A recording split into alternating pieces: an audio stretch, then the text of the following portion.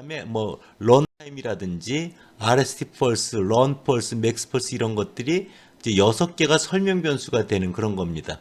그래서 산소 흡수율이라는 걸 통해서 에어로빅에 적합한가 아닌가를 이렇게 간접적으로 측정하는 그러한 자료에 해당이 되고 대개 회귀 분석에서는 중요하게 다루는 그런 예제 자료입니다. 그래서 나이 웨이트부터 맨 아래 끝에 맥스 펄스까지가 설명 변수 X들이고요.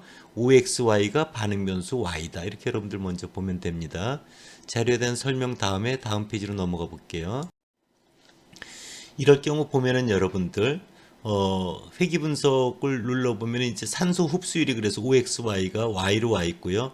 나이 체중, 이제 런타임이라든지 맥스펄스가 뭐 1.5마일 주행거리, 휴식 중 맥박수, 주행 중 맥박수, 주행 중 최대 맥박수 이런 것들이 이제 설명 변수고요. 케이스 설명이 이제 번호 ID 개체 번호로 들어가 있는 겁니다. 다음 페이지로 가보면요. 이와 관련돼서 출력 결과가 나와 있어요.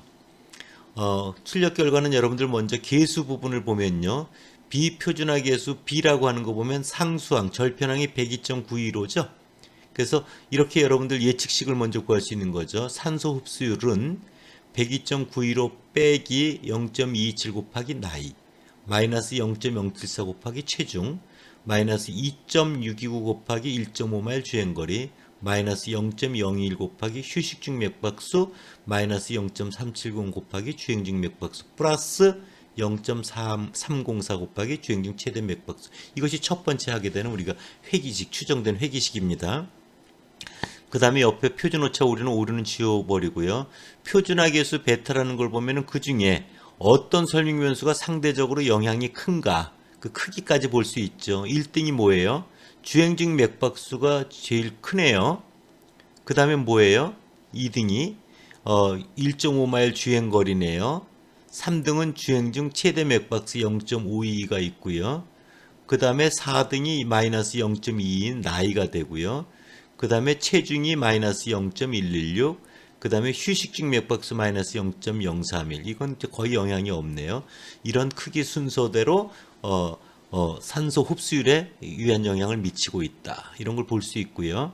또 T 검정을 통해서 6개 설명 변수에 대한 그 개별적 유의성 검정을 해놓은 결과를 보면은 나이는 0.03이 유의하네요. 체중 유의하지 않습니다. 1.5마일 주행거리 0.00 P값 유의하네요. 휴식 중 맥박수 P값 0.748 유의하지 않아요. 나머지 2개는 유의합니다. 그래서 6개 설명 변수 중에 개별적 T 검정 결과 나이와 1.5마일 주행거리와 주행 중 맥박수, 주행 중 최대 맥박수는 통계적으로 산소 흡수에 유의한 영향을 미친다고 할 수 있습니다. 나머지 2개 변수는 유의하지가 않습니다. 세 번째, R제곱을 보면 0.849로서 우리가 모형의 설명력이 여러분들 산소 흡수율에 대한 변이 중 84.9%가 우리가 적합한 다중회귀 모형식에 의해서 설명되고 있다. 그래서 설명력은 꽤 괜찮은 그런 모형입니다. 네 번째, 분산 분석에 보면 가운데 결과입니다. 회귀에 의한 결과 보면은 F 검정 결과 얼마예요? 22.426이네요. P값 유의 확률은 0.000입니다. 그래서 기무가설은 뭐예요? 베타1 이꼬르, 베타2 이꼬르, 베타3 이꼬르, 베타4 이꼬르, 베타5 이꼬르, 베타6 이꼬르 제로 이거죠. 기무가설이. 그것이 기각된 걸 볼 수 있어요. 그래서 6개의 설명 변수 중 적어도 하나의 설명 변수는 산소 흡수를 예측하는데 유의한 기여를 하고 있다. 이런 걸 우리가 확인할 수 있습니다. 그래서 모형의 유의성은 검증이 된 겁니다. 그 6개 중에 개별적으로 어떤 것들이 유의한 영향을 미쳤느냐는 앞서 이야기했던 유의성 검정, 개별 설명 변수들의 유의성 검정 결과에서 4개가 유의한 걸 나온 걸 여러분들 확인할 수 있었습니다. 다음 페이지로 가볼게요. 이것은 회귀 분석을 통해서 이렇게 논문에 작성되어 있는 건데요. 맨 아래 보면은 2008년도 황종선이라고 하는 저자가 한국 여가 레크레이션 학회지에 이제 실은 그런 논문입니다. 표 제목을 보면요. 회귀 분석의 선형성에 대한 분산 분석 테이블 되게 유치하게 이름이 되어 있죠. 그렇죠? 여기 표 제목이 별로 적합치가 않아요. 뭐냐면 무엇에 대한 회귀 분석이라고 하는 걸 표현해 좀 좋은데 그런 게 없고요. 표 5는 이제 회귀 분석 결과라고 해가지고 그 회귀 분석 결과에서 이것은 뭡니까? 회귀 분석 추정치와 관련되는 거죠, 그렇죠? 그래서 이것은 참여 정도에 미치는 요인에 대한 회귀 분석 결과 뭐 이렇게 이름을 붙이면 좋을 것 같아요. 자, 일단 여러분들 보면요, 여기에 실린 것 중에 보면은 비표준화 계수라고 하는 걸 통해서 회귀식을 보여주고 있는 게 보이고요. 표준화 계수를 통해서 상대적 어떤 설명 변수가 중요한가를 보여주는 게 있고요. T나 유의 확률을 통해서 개별적 유의성 검정 결과를 보여주고 있고요. R제곱이라고 하는 걸 우측에 실어놔서 모형의 설명력을 보여주고 있고요. 그 다음에 표 4를 통해서 F 검정 결과를 통해서 모형의 유의성 검정 결과를 보여주고 있죠. 그래서 크게 네 가지를 여러분들 보여주고 있다. 이런 걸 여러분들 볼 수가 있습니다. 다음 페이지로 가볼게요.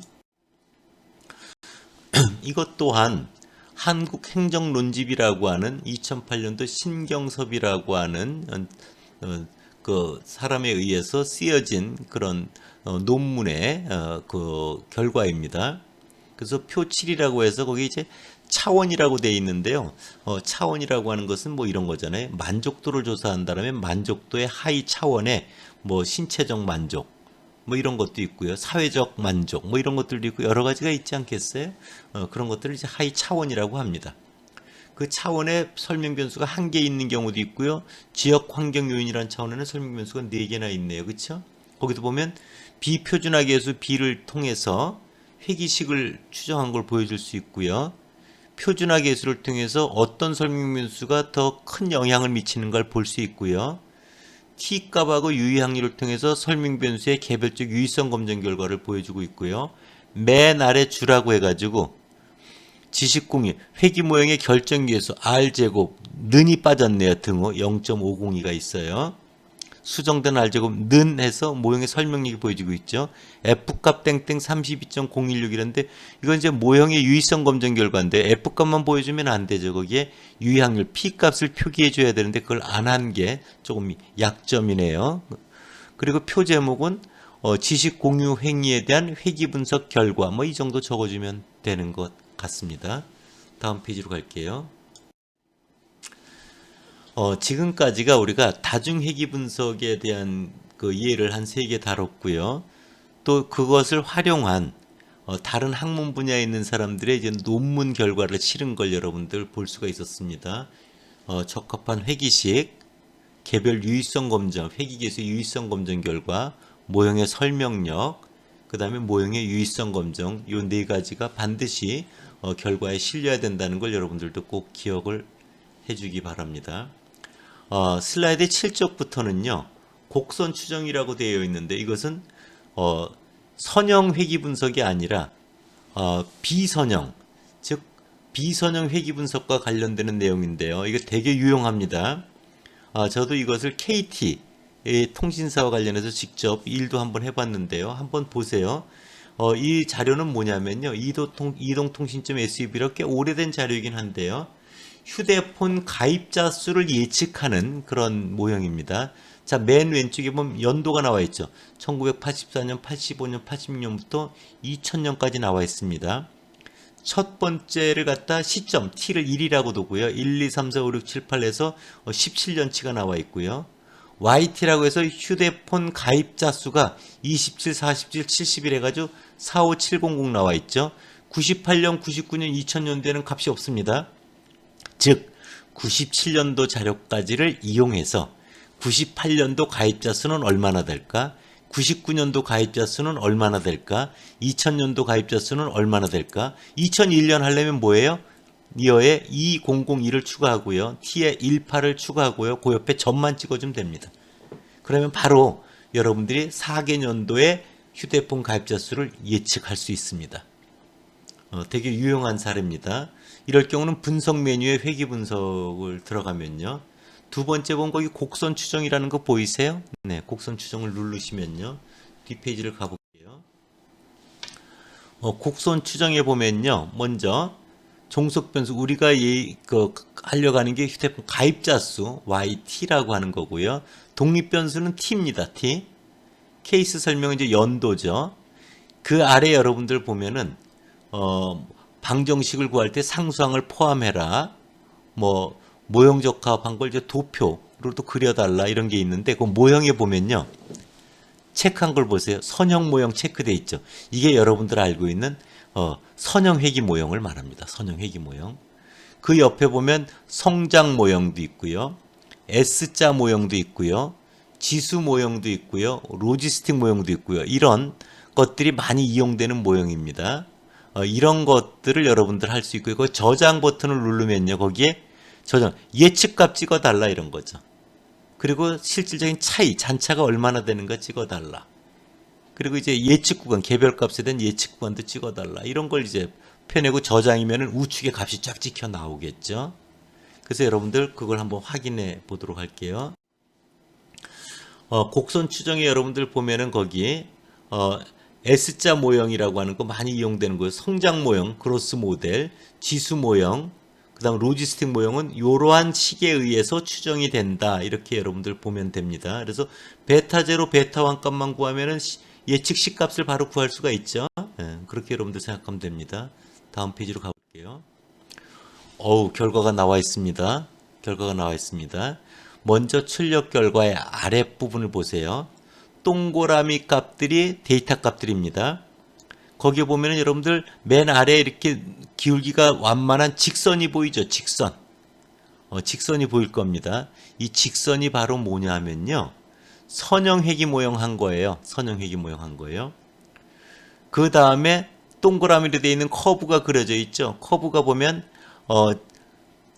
옆에 보면은 짝대기가 이제 S자 모형, 짝대기점이 성장 곡선, 그 다음 짝대기가 지수 모형, 로지스틱 모형인데 구분이 안 가 있죠.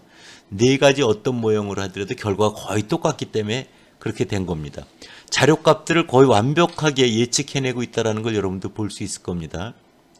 그래서 보면 위에 출력 결과 보면 디펜던트 YT라고 하는 가입자 수가 예측이 되어 있고요. 거기 보면 S, 지하로, 이건 S자 모형, 지하로 성장 모형, 익스포넨셜 지수 모형, LGS 로지스틱 모형입니다. 거기 RSQ라는 거 보이죠? 아웃풋에. 그게 모형의 설명력이에요. 모형의 설명력. S가 여러분들 보면요. S가, 미안합니다. S가 선형 회기 모형을 말합니다. 선형 회기 모형. 그래서 보면 RSQ 모형의 설명력이 얼마예요? 0.549밖에 안 되잖아요. 그러나 성장 곡선 모형이나 지수 모형이나 로지스틱 모형은 모형의 설명이 0.997, 99.7%가 된다는 걸 여러분들 볼 수 있고요. 그리고 거기 이제 모형의 유의성 F 검정 결과 시그니피컨 SIG F라고 하는 P 값을 보면 전부 유의하죠. 그리고 B0, B1이 B0가 바로 뭐예요? 베타 제로 햇을 말하고요. B1이 베타 햇을 말합니다.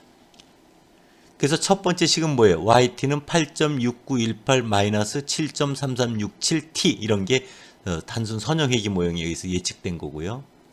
그 다음은 여러분들 베타 제로 베타 1은 앞에 슬라이드 9페이지에 나와 있는 그런 식에다가 베타 제로 베타 1을 집어넣으면 우리가 예측식을 구할 수 있는 겁니다. 다음 페이지로 가볼게요. 또 하나는요. 똑같은 결과를 이렇게도 할 수 있습니다. 방금 전에 했던 것들을 회기 분석에서 곡선 추정 말고 거기 비선형이라는 거 보이죠? 메뉴에. 비선형 메뉴를 누르면요. 다음과 같은 화면이 뜹니다. 여기서 이제 우리가 모형식을 쓰는 거예요. 모형식을 쓰는 겁니다. 다음과 같이 똑같이 쓰세요. 종속 변수에 가입자 수를 갖다 놓고요. 가로 열고 m 곱하기 익스포넨셜 가로 열고 a 플러스 b 곱하기 t 가로 닫고 나누기 가로 열고 1 플러스 익스포넨셜 a 곱하기 b a 플러스 b 곱하기 t 가로 닫고 이게 모형식입니다. 비선형 모형에서 제일 많이 쓰이는 거고요. 거기에 여러분들 모수라는 버튼을 누르면요. 거기에 b 값은 얼마? 초기 값을 0.5로 둬라. 그럼 n 값은 초기 값을 얼마로 뒀어요? 10만으로 둔 게 보이네요. a는 초기 값을 얼마로 뒀어요? 마이너스 5로 뒀죠. 이래가지고 이 초기 값을 가지고서 우리가 이렇게 인터레이션을 돕니다. 그리고 예측값하고 잔차 같은 거를 세 변수로 저장해서 우측의 결과를 이제 찍어달라 이런 거죠. 그 다음 페이지를 눌러보면 이렇게 결과가 나와 있습니다. 결과가 나와 있어요. 자, 보면은 아웃풋 보면 중간에 non-linear regression summary statistic 이런 게 나오죠. 그래서 리그레션이 자유도가 이제 3이에요. 레지듀얼이 있고요. 전체 자료가 있어요. 민스퀘어도 다 나와 있어요. 자, R스퀘어 보세요. R스퀘어드. R스퀘어드 보면 0.99983. 모형의 설명이 이렇게 뛰어납니다. 그 다음에 모형의 추정치도 에스티메이트 보면 M 값이 128935점, 그 다음에 A 값은 마이너스 9.7279, B 값은 0.652 이렇죠. 그래서 위에 우측에 보면 이런 모형 예측 C값도 구할 수 있는 겁니다. 여기에 T만 집어넣으면 우리가 가입자 수 YT가 그대로 구해지는 거죠. 이해할 수 있겠어요?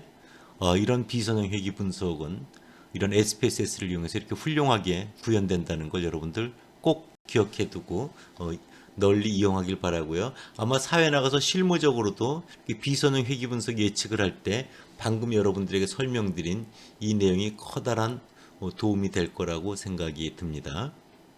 다음 페이지로 갈게요. 회귀 분석에서 이제 마지막 질적 변수의 처리와 관련되는 건데요. 이거는 이런 겁니다. y라고 하는 것은 이제 선호도 점수예요. 그래서 수치형 값입니다. 설명 변수가 두 개 있습니다. x라고 하는 게 있고 리전 지역이라는 게 있어요. 연령은 이제 우리가 수치형 변수니까 관계가 없는데 지역은 1이 광역시고 2가 중소도시고 3이 읍면인 거예요.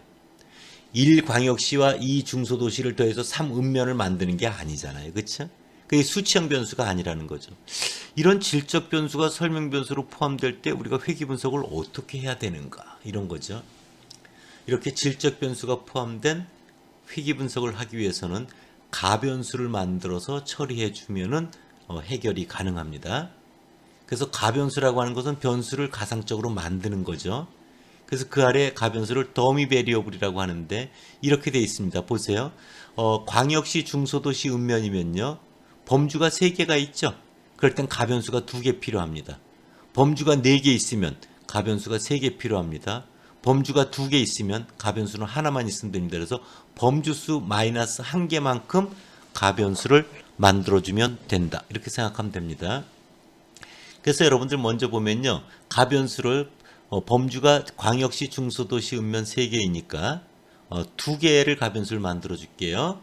자, D1이라는 가변수는 광역시일 땐 1이에요. 나머지일 땐 다 0입니다. 그래서 D1 이꼴 1이 다르면 광역시를 대표한다 이렇게 생각하면 돼요. D2 이꼴 1은요. 중소도시일 때만 1이고 나머지는 0인 겁니다. 그럼 D1도 0이고 D2도 0이면 뭐예요? 광역시도 아니고 중소도시도 아니면 자동으로 그게 읍면이 되는 겁니다. 그래서 범주수 마이너스 1개만큼만 만들면 됩니다. 다음 페이지로 가볼게요. 이런 것들을 SPSS에서는 어떻게 만들어주면 되냐면요.